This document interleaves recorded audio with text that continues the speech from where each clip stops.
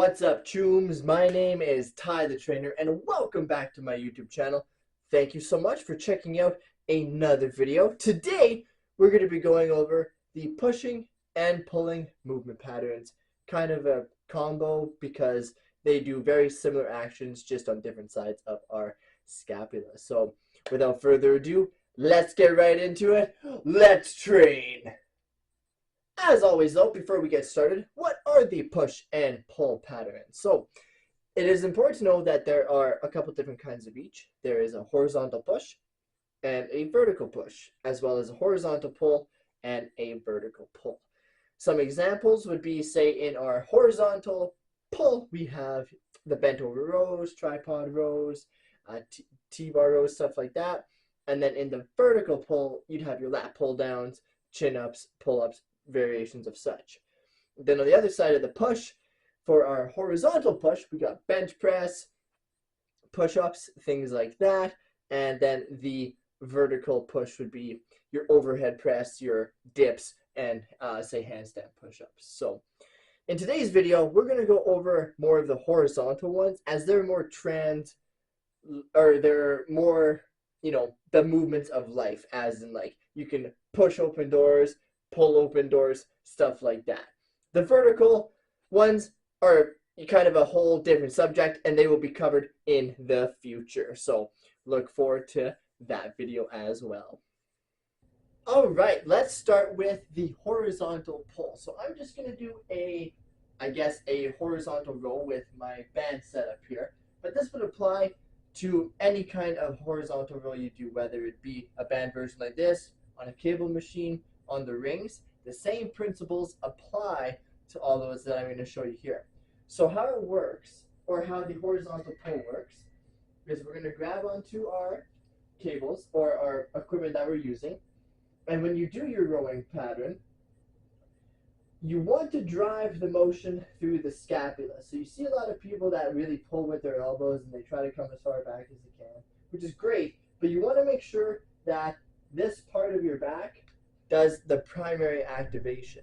And what that looks like and means is as you engage the pull, your scapula should retract and squeeze the blades together before your elbows begin to move and pull behind you.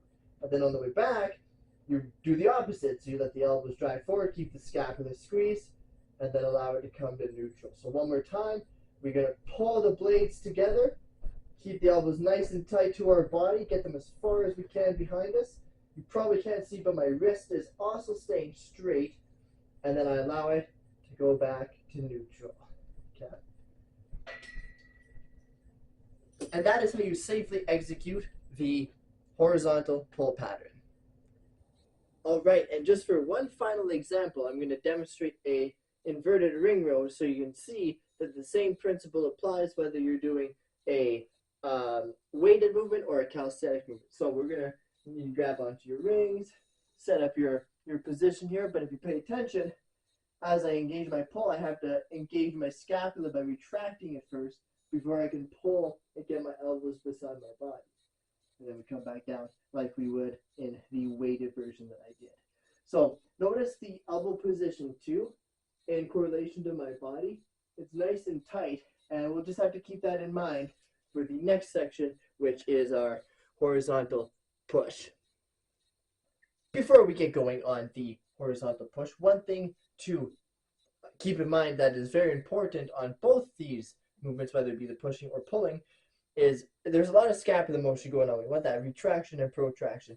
However, we want to limit the amount of shoulder elevation and depression. So whenever you're in a horizontal pull, your shoulders should stay depressed or as far down as they can to maximize the mid-back activation. So if you find when you pull, your shoulders are coming up and the traps are helping out, do your best to push those shoulders down and just drive through that mid-scapular region, okay? All right, chooms, let's go into the horizontal push pattern. So I'm going to do a couple different exercises so you get a general idea on how to do it. The first exercise I'm going to show to practice on is a incline push-up, okay? So you can do this on a wall, by the way. I'm just using my rack because I have access to it. So basically, we're just going to place our hands about shoulder width apart. Notice how my upper back is kind of in protraction, or I'm rounding the upper back. Not necessarily as crazy as I'm demoing right now, but slight protraction. From here, I'm going to get my hips into a slight post tilt, more focusing on bracing the abs. That's another video coming up, by the way, so make sure to watch that. But we're going to brace the abs, and then from here, we're going to squeeze the scapula together. Again, the motion is starting at the scapula.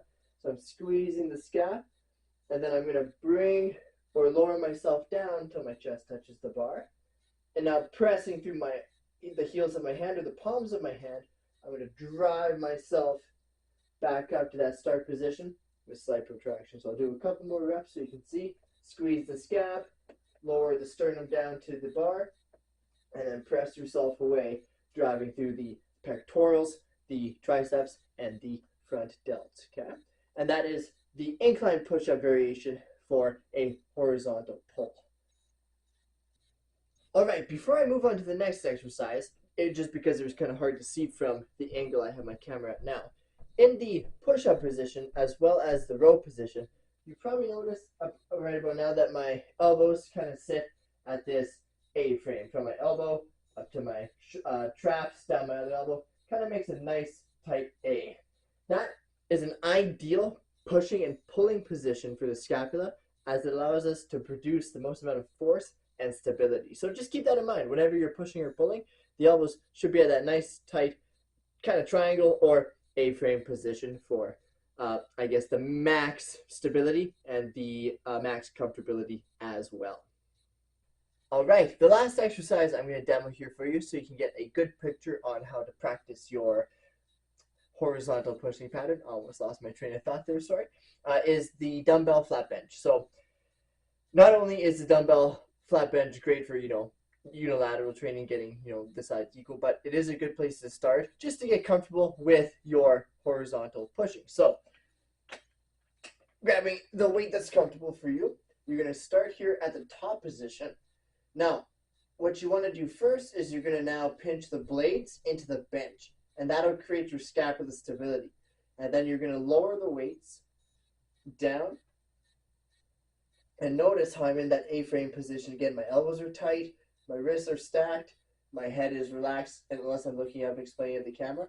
And then you're going to press right to the middle, keeping that scapula engaged, and rinse and repeat. And ideally, if you can keep that scapula squeezed the entire time, you will have a ton more force production because there will be no swaying or stability issues in your horizontal pull pattern. But yeah, keep those shoulders down, elbows A-frame, scapula in that A-frame, and scapula squeezed, and you're on the road to success of a horizontal push pattern. All right, Choombas, that brings us to the end of our horizontal push and pull pattern. So I hope that kind of helps you understand how the scapula works in those two planes a little bit better so you can get max efficiency out of your movement. So thank you again for checking out my video. My name is Ty the Trainer, and I'll see you in the next one.